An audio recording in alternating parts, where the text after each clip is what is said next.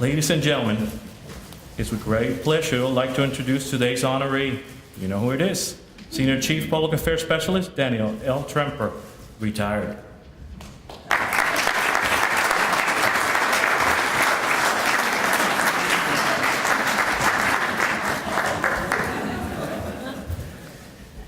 Okay. iPad, I go nowhere without it. Yep. Okay. Thank you all for coming. I'd like to open this with my favorite quote from Mark Twain, who said, "It is better to keep your mouth closed and let people think you're a fool than to open it and remove all doubt." I thought it was Mark Twain. I've thought it was Mark Twain my whole life. But my mother pointed out this is actually a biblical verse. Proverbs 17:28 says, "Even fools are thought wise when they keep silent. When their mouths are shut, they seem intelligent." Pretty close. Abraham Lincoln jumped on the bandwagon by saying almost the same thing. So the latter two predate Mark Twain. My point is, PAs, check your sources.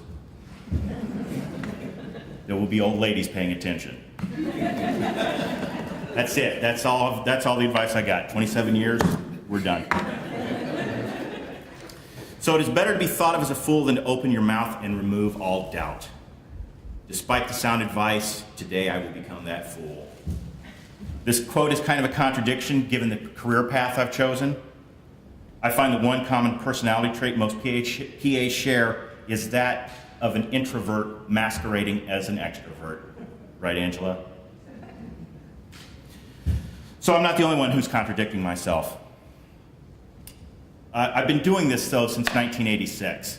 I'll never join the military. I'll never go to LA. I'll never leave LA. I'll never come to DC. I'll never have a retirement ceremony. But here we are. Like as the captain already said, Mike Hosda, let's do it. Let's give him this again.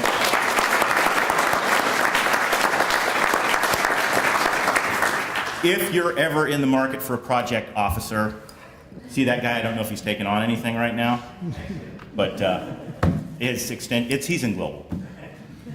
Thank you, Major Diaz. This isn't easy to stand up here and MC these things, particularly coming from another service, but he pulled it off flawlessly, I think. And I want to thank Master Chief O'Barry, Color Guard, Chief Warrant Officer Saylor, Luke Clayton, everybody, Telfair, everybody who had a part in putting this together. Barry, thank you for carrying the heavy cake. So, Captain Hahn, I didn't get you anything.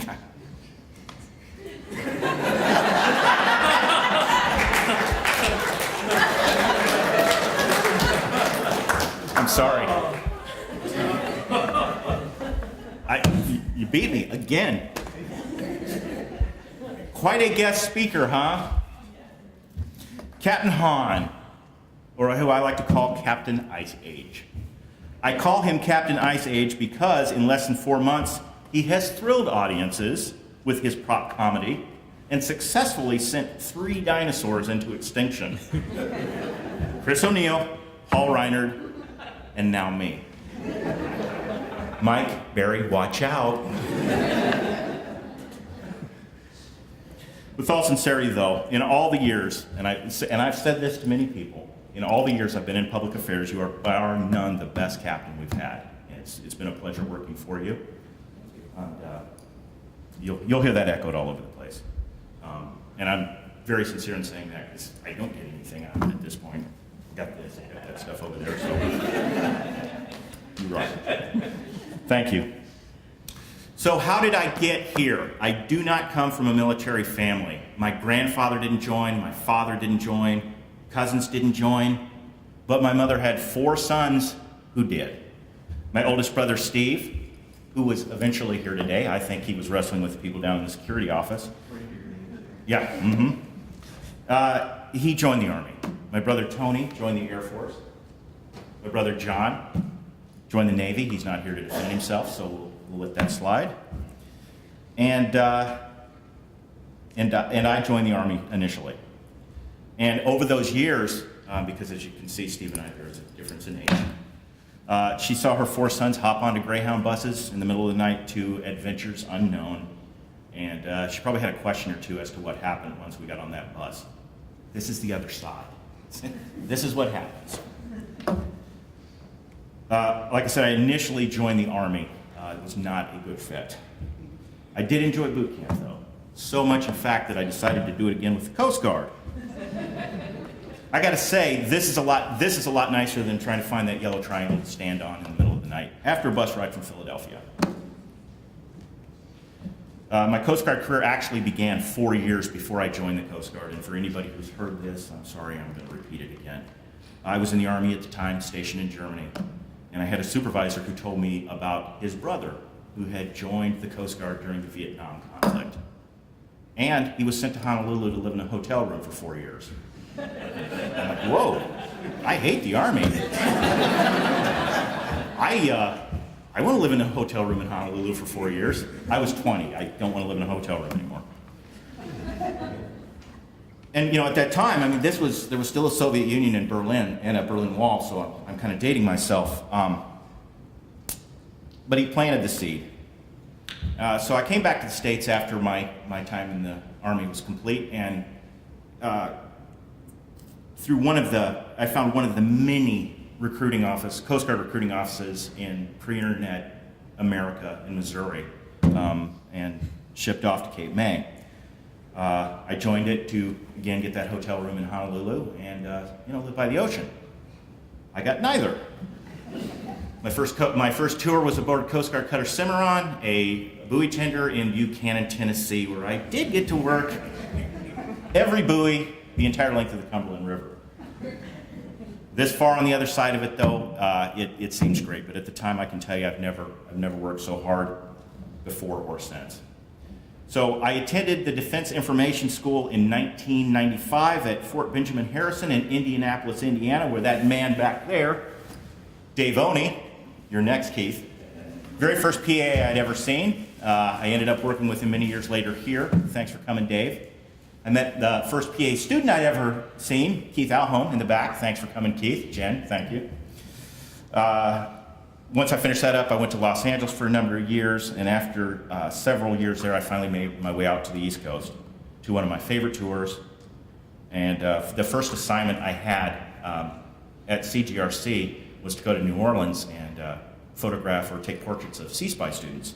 And there I met a young Puerto Rican who was in the last year of the program, and it's Nadine, who's here, and we ended up working together in media a number of years later. Developed an amazing friendship. I thank you for that, and there is no line of indifference. Another person I have forged a deep friendship with is the guy behind the camera. Everybody look at him. That's Telfair. He's always in the room. You might not know it, but he's here. I came to headquarters with pretty high strung, and thanks to the Zen teachings of Mr. Telfair Brown, I have learned to relax. Thank you for that. Everybody thanks you for that if you knew me back then. Thank you for your friendship, Telfair. Jordan, you might be the nicest person I've ever met. Seriously, thank you for your stories, your support, and your friendship. Angela, this isn't going to hurt. We've already been through it. We had a great run in media, despite the PTSD we're all suffering now as a result of the campaigns. I will heal eventually. Darlene, you're the best cube neighbor I ever had. Your phone calls were epic. I was scared, but I wasn't leaving. I had to know what was happening next. Yes. I'm serious, you gotta hear them. Thank you for your friendship. Over the years, there is a familiar name that I would see in the field when the telephone directory was updated, among many, many other things. That's Debbie Claiborne.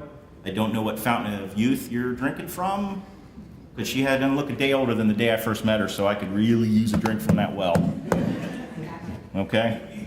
Marianne, thank you for the conversations and laughs, and we're walking about. We're seeing some ghosts. Gwen, thank you for laughing at my stories. Lisa Novak, And you see, there aren't many people here, so this isn't going to take that long. Thank you for being there, and remember, nothing is ever as bad as it seems. Carlos. I'm afraid. Maybe I should just do it via Facebook. It would reach more people. Awesome guy. You couldn't find a better word than Carlos. Captain Hahn talked about care. This guy does. You know, he has your back 100% of the time. Remember that. So, Barry. Where's Barry? I looked at him a second ago. Where is he? You're right there. I looked at you a second ago, right back at you. Thank you. I've known Barry and Keith in here probably the longest, and really treasure the friendship, and no Comic-Con will ever be the same without you. Michael Barry, my co-star. Thank you for your friendship and conversations. My co-star, start watching The Walking Dead. Yes. Michael Barry, keep talking about it. Kyle, do you watch The Walking Dead? Okay, well then, thanks for coming. Tori, thank you for being here. I'd like to thank you, represent Mike and Adam and Dina and even the Moes. Thanks for coming out. I know it's not easy getting up here. Okay. Okay, now we're getting down to, who have I forgotten? Orange is the New Black. Thanks for that. And thank you for the brief conversation about it. I think, hey, the hooker's back there. Thanks for the Prince story. So, Tracy, thank you. Now we'll get to these people up here. Mom, thank you for signing those consent forms when I was 17 so I could start this crazy adventure. And thank you for being here today. And boy, that was an adventure enough of itself, getting hurt from Reagan. Woo, it's the worst airport pickup ever. Love you, Mom. Thanks for coming. I would really like to tell you the story, but I'm not going to. Steve, stop talking to Mom. I'm talking to you. You and Mom were also there when I graduated Army basic training. So in true bookend fashion, I am happy you are both here today. I guess I am tall enough to do stuff. Lisa, thank you for all you've done over the years to keep this family together and headed on the right track. Your support has never wavered, and you have not had to jump around the country, fortunately, due to PCS moves, but you more than made up for that as a child, as a Navy brat. Thank you. And we didn't do this well with the flowers, I'm sorry.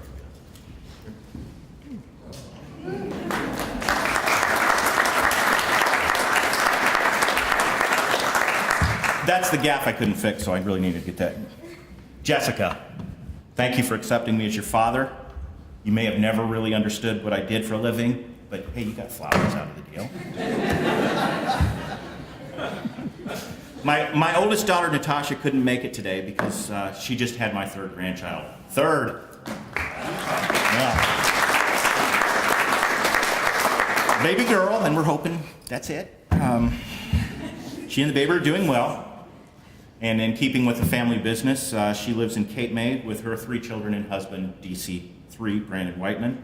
Okay, there's the camera. Brandon, you have the torch. You'll see this, I hope. Natasha, I miss you. Thank you for always being there, and I love you. And I got to say, due to the many experiences I've had in the Coast Guard, I stand before you twice the man I used to be. Really, I weighed 120 pounds when I came to the Coast Guard. Look at me.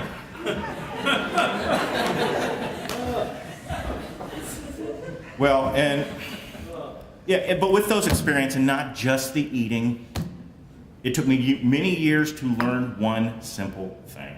And I guess I do have one more bit of advice. Be nice. Just be nice to each other. It's so much easier. With that, I would like to close with 2 quotes. I like quotes, as you saw in the beginning. My second favorite quote is by Jim Morrison, who said, "I see myself as an intelligent, sensitive human with the soul of a clown, which forces me to blow it at the most important moments." I hope I haven't done that today. And finally, this is for my father, who we lost in 2006, but have missed every day since. He was an educator, and he was also an introverted extrovert, so it comes on us, right? He would routinely have to speak before audiences, and at the conclusion of every speech, he would end it with these words: "Let's be careful out there." Dad, we will. Thank you for attending.